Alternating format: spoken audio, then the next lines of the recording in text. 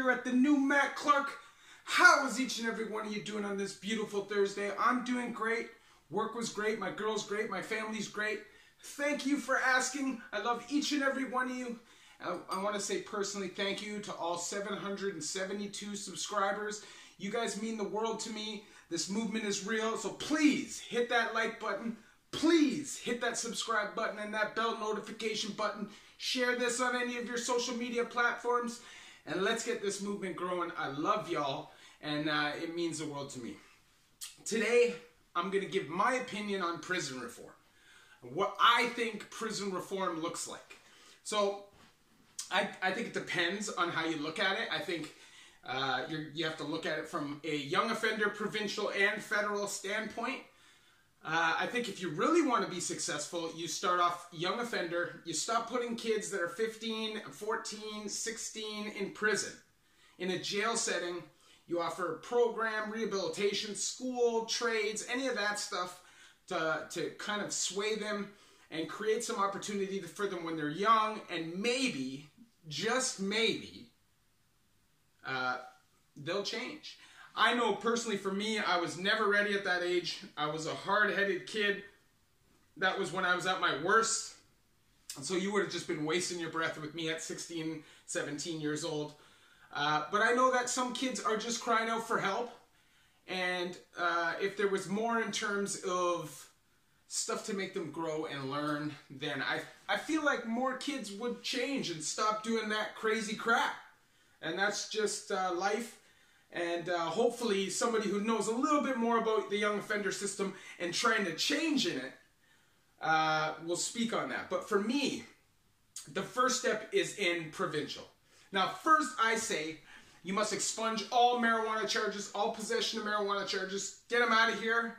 They have ruined people's lives. They have given people who are good people criminal records. So just get them out of here. Weed is legal now. There's no reason for them to be there. There's no reason for them to be affecting people from crossing the border and doing all these things. Just get rid of them. And yeah. And I feel like in provincial, you're limited, right? But I feel like in the time that I was in provincial, you're just locked down like 3/4 of the time. And the rest of the time, you're sitting in a day room. There's nothing offered for you to learn from. There's nothing offered in terms of rehabilitation other than like monthly AA or monthly church or something like that. There's no real programming. And I think that is a huge, huge disservice to society. I know that we put this major, we need to be harsher on criminals and blah, but a lot of people don't understand that directly puts society in danger. Okay? You put a bunch of people in cages and smack them with whips, what do you think's going to happen? They're going to snap, right? But if you create opportunity and you give them a purpose and you make them feel like they are a part of society, what do you think will happen? Now, I did take some brief notes because I feel like this is a serious topic and I don't want to miss anything. So I say rehabilitation, real substance abuse with trained professional programming. I'm not talking about a CO like they do in the federal system, or some fake person who just works for the government, who comes in, gives you a half-an-hour spiel about drugs, and they really have no first-hand knowledge of it. Now, I know that in provincial, pretty much, you're limited. You don't really get offered anything, and that in itself is a huge issue. Now, I do think things can change. I think that 2-for-1 should come back for dead time. There should, at the end of the day, we're not guilty at that point, right? So I feel like if you're not guilty, the time that you're sitting in much harsher conditions than you would if you were in the federal system, when you are guilty, is totally ass backwards. Now, I'm not saying they should be harder on the federal system. What I'm saying is, you should get 2-for-1 in the provincial system. If you're locked into a 3-for-1 situation, or you're locked down for extended periods of time, all that stuff should be taken into consideration at sentencing and not on your lawyer to fight and fight and fight to try to get that for you. Because that is what happens. So I feel like Newmarket Court and all these courts around Ontario that have these super crazy high conviction rates, I think that in Canada, it's guilty till proven innocent. Now, I watch in the States, I see the first 48, I watch the news, and people are walking off of charges, and I'm thinking in my head, I've watched people be convicted in Canada with absolutely zero physical evidence. All circumstantial evidence, and I don't see how that's I don't see how there can't be doubt with circumstantial evidence. But anyways, so for provincial, I just think that it's all about using your time positively. There should be school, guys should be able to have jobs, and at least stay kind of in the mode of what it's like to be in society, instead of getting out, because you could do 2, 3, 4, 5 years in provincial waiting for a trial. Say you're on a murder trial, and you're actually genuinely innocent. You know what happens to your mind after 3 or 4 years in the Lindsay or the Dawn or the East Detention? Your brain gets fried, and that's an issue. Segregation for extended periods of time. What's it called? Administrative seg, where they keep you in seg for 4, 5, 6 months on some trumped up charges that you're a danger, when this is a prison. They're supposed to be able to control you. You're not supposed to just be locked and isolated. So I think those are the main issues in provincial, aside from, obviously, way understaffed mental health facilities and way too many people with mental health issues in the provincial system, in the corrections, that should be in hospitals. Other than that, I don't have a whole lot to say about provincial because I'm not a professional and I didn't do a lot of provincial time in adult. Most of my time has been federal. Now, in the federal system, now this is my expertise, okay? I feel like in the federal system, so many things can be done. Trades can come back. Now, when I first got to Joyceville, you could work in the metal shop. You made $200 every 2 weeks. You could learn a welding trade, and you were learning real work skills for everyday life. Now, they still have that shop, but they've taken away all the incentive, and now it's reception. And now guys work for 2 weeks and make $35 at a real job in a metal shop. Who's going to do that? You have to create incentive. You have to make people want to do these things. Prison is supposed to be about rehabilitation. Now, I understand punishment is involved. And I'm not saying that prison should be a hotel. But like everybody preaches, parole officers, wardens, cops, it's about public safety. What is safer? Giving somebody the knowledge and the wisdom to do something with their lives so they can grow and get a house and get a car, get a job, have a family, and have purpose. Or lock them in a box, make them walk around like a tiger locked in a cage, and anytime that door cracks, he's going to lunge out trying to kill somebody. Because that's what happens. You create animals. Now, I think the education system can be way better. I think that they could be way more bursaries offered, college courses. They do offer some bursaries. But like say a whole prison like Fembroke, which is or Beaver Creek now, 500 person population, they'll offer 3 or 4 bursaries to the whole jail. And there's 20, 30 guys that want to do it. And not everybody has a means or the finances to buy this stuff. And I understand the government, it's expensive to house an inmate, and all these costs add up and add up. But the wastes of money that I see going into salaries and into just crazy projects in the city of Toronto that should be going into infrastructure, I don't get it. It should be going into rehabilitation. The Ministry of Corrections should be putting money into rehabilitation. Now, I'm talking, when I say rehabilitation, I mean real drug programming, real violence programming, real depression programming, real stuff from real professionals. And I'm not talking, now my issue with the federal system when it comes to programming is that they take a CO, they run them through a 2-week training course, and now they're a freaking counselor. And it just drives me nuts. I never learned anything in all of my programs in the pen. Nothing. And it's not because they weren't teaching me anything that was possibly valuable. It's because I wasn't listening to them because I didn't take them seriously. So, that's up for everybody to decide and what they learned and what they didn't learn from that. But that's me. So I got to look at my notes. I'm a little nervous, so we should be able to see psychologists in the penitentiary with less than a 2-month wait and less than some major psychiatric meltdown or breakdown. Counseling should be offered. You know, very few inmates and convicts are in prison because they live these great lives. There's usually trauma, there's usually addiction, there's usually addiction in their families, they were raised in single parent households, abusive households. This is all trauma, PTSD.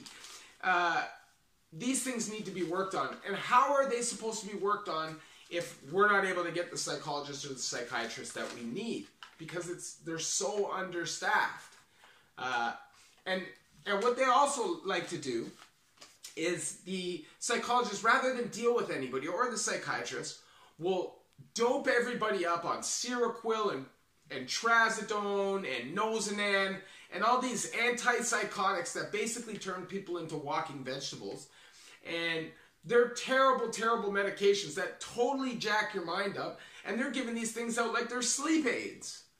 Like, is there no shame? Like, I personally don't get it.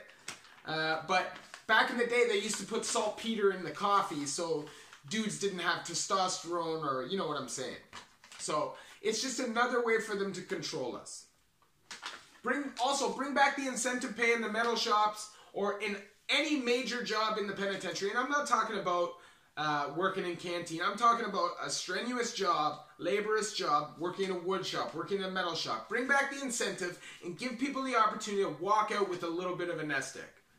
So they're able to support themselves, get a hotel, get an apartment. So they're not jammed into a shelter or a halfway house because they don't have somewhere legitimate to go. Now that happened to me in the past. I was jammed into the Maxwell Megan shelter at Queen and Sherburne, eaten by bed bugs, and literally terrified out of there. Within 5 days, I had my own apartment. And I know it motivated me, but I should have never had to sleep and be eaten by bed bugs for 5 nights in a row just because they wanted to control where I went. And I had no money. You know what I mean? And the places that I provided, they wouldn't let me go. So you're stuck between a rock and a hard place. And these places are always right in the middle of dope spots, dope areas. Just like the halfway houses. That's another major problem. You know, the halfway houses are located mainly in crime-ridden and dope-ridden neighborhoods, which honestly gives a lot of people zero chance at success. A lot of people, they need to be able to integrate into society. Now, this is something I never even understood. I thought I had it all under control.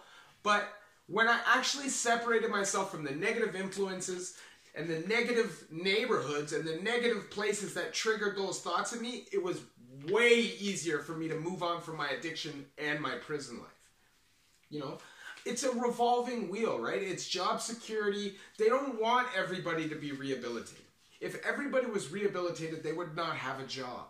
So they create this impossible revolving door. And in order for you to be successful, you literally have to jump through hoops and totally not make a single mistake. And I was blessed this time. I got a PO who's pretty understanding and is not on me at all. And I was blessed. But I know a lot of guys that have gotten POs in the past that are just terrible. They're literally, the day you get out, their goal is to send you back. Some will even tell you, I know you won't be successful. I know you're a gang member, even if it says not. These are the problems. Falsifying paperwork. Falsifying parole paperwork. Falsifying guys' reports in the pen happens regularly.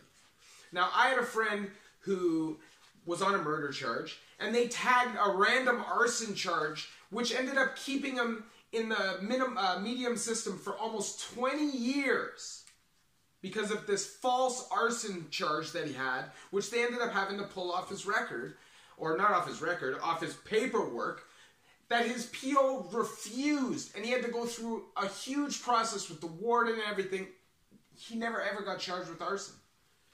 So I just think there's so many things that can be done. I think that opportunity is what is needed.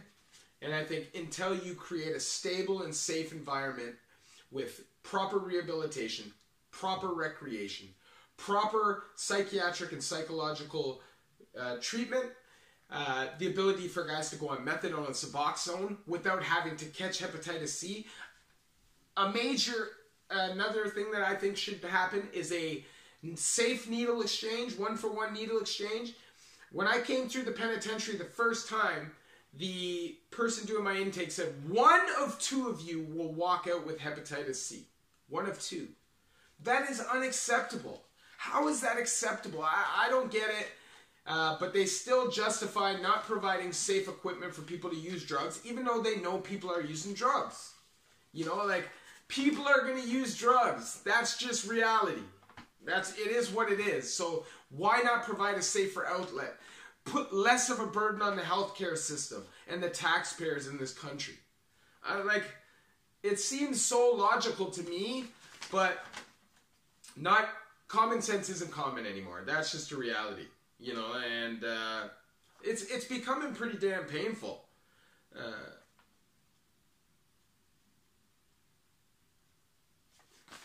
If you provide opportunity, then maybe, just maybe, the convict or the inmates will take it. I know it's a hard process to really absorb in your heads to the people who don't want to think about these things. But as long as you fail to offer rehabilitation and offer schooling and offer trades work, your community is not safer. So I am all about prison reform. I am all about prison advocacy.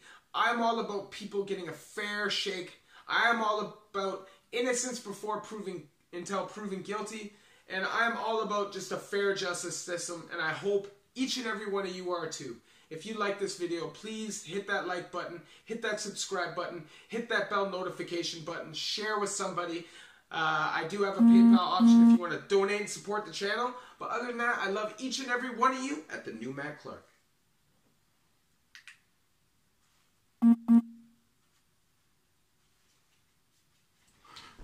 That didn't sound right.